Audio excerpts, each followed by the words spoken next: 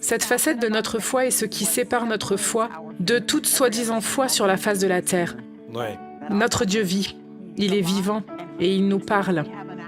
Nous avons une relation réelle avec lui et cette relation est si souvent négligée. Mais à quoi sert une relation si personne ne se parle, s'il n'y a pas une connectivité permanente et continue? Donc cette question de discerner la voix de Dieu, tout d'abord de croire qu'il parle, mais deuxièmement, on sait qu'en tant que ses enfants, on a le privilège de discerner et de distinguer sa voix d'entre toutes les autres voix qui veulent aussi avoir un impact dans nos vies. C'est quelque chose qui peut vraiment changer et transformer la trajectoire de toute votre expérience chrétienne. D'accord. Établissons un peu les bases. Dans votre monde, où vous êtes nos invités aujourd'hui, toi et Jerry. Jerry, n'hésite pas à intervenir quand tu veux, tu es beaucoup plus grand que moi. Vous savez, vous êtes des faiseurs de miracles. Le fait qu'il ait accepté l'invitation, Mais c'est Jerry mon ne pote. veut pas. Vous allez juste passer un bon Je sais que moment. vous êtes tous copains. On va discerner la voix de Dieu. Permettez-moi de vous poser une question. Dans le monde de Priscilla et Jerry, Dieu parle-t-il d'une manière audible? Est-ce qu'il parle seulement au travers de sa parole? Quelles sont les différentes façons dont Dieu vous parle? Oui. Je n'ai jamais entendu la voix audible de Dieu. Et toi, chérie? J'ai loupé Non, quelque chose? je ne l'ai pas entendu. Non, pas Non, encore. pas encore. Mais je pense qu'il y a quelque chose Ouais. d'interne.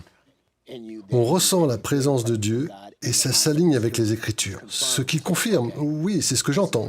C'est vrai. Donc le Saint-Esprit de Dieu illumine les Écritures. Le livre est vivant. Et il fait en sorte que les anciens préceptes de l'Écriture aient une actualité et une nouveauté qui s'applique et se regroupe avec notre expérience personnelle. Ainsi, comme Jerry l'a mentionné, le Saint-Esprit en nous confirme et corrobore et se connecte avec la parole de Dieu. Et ça se croise avec notre expérience. Donc ce verset qui a quelque chose à voir avec David et Goliath, tout d'un coup, il ne s'agit plus de David et Goliath. Cela s'applique en fait à ce que vous êtes en train de vivre dans votre vie. Et on comprend ça comme une directive venant directement de Dieu. Et puis, il y a la conviction du Saint-Esprit. Cette lumière verte d'aisance et de paix qui dit « va ». Cette lumière jaune d'avertissement et de malaise qui dit « attends une minute » jusqu'à ce que tu aies plus de clarté. Et puis cette lumière rouge qui nous dit clairement « non ». Il n'y a pas de paix, il y a de la confusion, il y a des dissensions. C'est la manière du Saint-Esprit de vous dire « non, n'y allez pas ». Il y a un meilleur oui pour vous, si vous attendez et êtes patient. Avez-vous déjà entendu le doux murmure de la voix du Seigneur dans une phrase, une situation? Est-ce que tu peux nous décrire une partie de ce qui est dans ce livre « Discerner la voix de Dieu » ? Comment le Seigneur parle ou comment cette conversation se déroule avec vous? Oui. Eh bien, la plupart du temps, Dieu me parle par sa parole. C'est exactement ce que j'ai décrit. C'est lire une partie des Écritures. Et ce jour-là, c'est comme si le Saint-Esprit a sorti un surligneur et il a mis en évidence ce verset que tu as vu 1 million de fois auparavant. Mais ce jour-là, il saute de la page et te saisit. C'est la façon que je peux vraiment le décrire. C'est qu'il te saisit au plus profond de ton âme et te fait faire une pause pendant un moment. Car ça semble littéralement en train de parler de quelque chose qui se passe dans votre vie. La plupart du temps, c'est la voix de Dieu. On a écarté, je pense, le pouvoir des Écritures. Parce que si on dit qu'on veut entendre Dieu, et on ne lit jamais la lettre d'amour qu'il nous a écrite, on ne veut pas vraiment entendre Dieu, et on l'entendra rarement. Car le canon de l'Écriture fournit non seulement les limites dans lesquelles tout ce que Dieu nous dit tombera, parce qu'il ne dira jamais rien qui manipule les Écritures ou son caractère tel que révélé dans les Écritures. Donc, non seulement ça nous donne les limites, mais également le mécanisme principal au travers duquel on a le privilège de l'entendre. Et si nous commençons par... parce que je sais que beaucoup de gens se demandent comment puis-je entendre la voix de Dieu par moi-même. Et je Ou sais... faire confiance à ce qu'on Oui, croit comment entendre. être sûr? Comment puis-je faire confiance à la voix de Dieu quand je l'entends? Est-ce vraiment lui? Est-ce vraiment moi? Oui, je vais commencer par mettre un peu de grâce sur toute cette situation. La réalité est que parfois, vous ne savez pas, sans avoir de recul, que ce que vous avez entendu était la voix de Dieu. Et la réalité est qu'il y a de la grâce et de la miséricorde pour couvrir nos faux pas et que le Seigneur, dans sa bienveillance envers nous, sa connaissance de notre fragilité et de notre humanité, pour le cœur disposé et qui désire faire sa volonté, même quand nous faisons des erreurs, il permet qu'elles deviennent nos plus grandes professeurs. Il ne nous en veut pas parce qu'on a fait un faux pas en cours de route. Alors, juste grâce pour ceux d'entre nous. qui ont déjà mal entendu Dieu. Et j'aurais aimé pouvoir l'entendre correctement. Une des personnes que j'ai interviewées quand j'écrivais ce livre pour la première fois, il y a plus de 10 ans, j'ai interviewé Henry Blackaby, qui a écrit « Expérimenter Dieu ».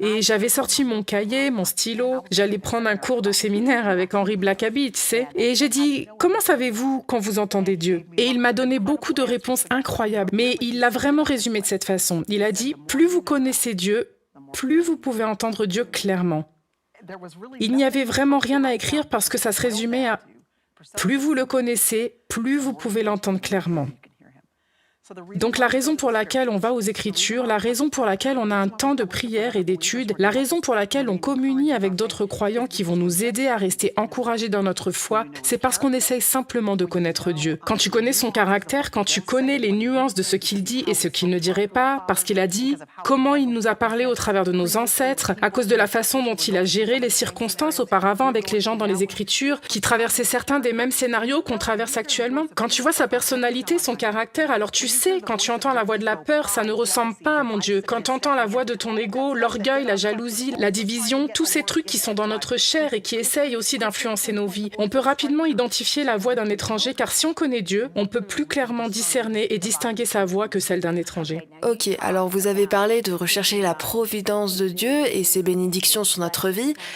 et puis de connaître son caractère. Parle-nous-en, parce que j'ai trouvé ça fascinant. Oui. Donc la bénédiction de Dieu, et je crois ses provisions, sont l'évidence de sa parole envers nous. Donc en d'autres termes, alors que dans l'Ancien Testament, il y avait des moyens externes comme moyen principal pour que les gens entendent Dieu, dans le Nouveau Testament, et maintenant aussi dans notre ère, on a quelque chose qu'il n'avait pas. On a le Saint-Esprit. Donc la façon principale dont il nous parle a changé, mais son objectif n'a pas changé. Son objectif est toujours que ses enfants entendent sa voix. Ainsi, il a choisi le Saint-Esprit de Dieu pour être la manière pour nous d'entendre et connaître sa volonté pour notre vie. Mais il utilise toujours des moyens extérieurs, sa provision, ses bénédictions, son alignement de la providence. Certaines personnes appelleraient cela aussi de la chance ou une coïncidence. Non, c'est l'alignement de l'œuvre de Dieu dans notre vie pour confirmer que ce que nous ressentons à l'intérieur est en effet la façon dont il aligne la direction de notre vie. F.B. Meyer est un grand théologien, le dit de cette façon. Quand un gros 747 s'apprête à atterrir sur une piste, eh bien, le pilote n'a pas intérêt à chercher une seule lumière quelque part pour atterrir. Mieux vaut ne pas simplement chercher 2 lumières quelque part pour atterrir. Il est important qu'il y ait plusieurs lumières qui alignent une piste pour que ce 747 sache exactement où atterrir. Plus la décision que vous avez à prendre est grande, plus vous devez faire confiance à la miséricorde de la confirmation externe de Dieu qui s'aligne pour vous et vous montre où atterrir dans votre vie. Et il est donc important qu'on ait des bénédictions extérieures, provisions, coïncidences qui nous montrent vraiment la souveraineté de l'alignement de Dieu. Shalom, j'espère que vous avez aimé cette vidéo. Abonnez-vous pour ne pas rater nos programmes. Merci de faire partie de notre famille TBN. Que Dieu vous bénisse. Shalom de Jérusalem.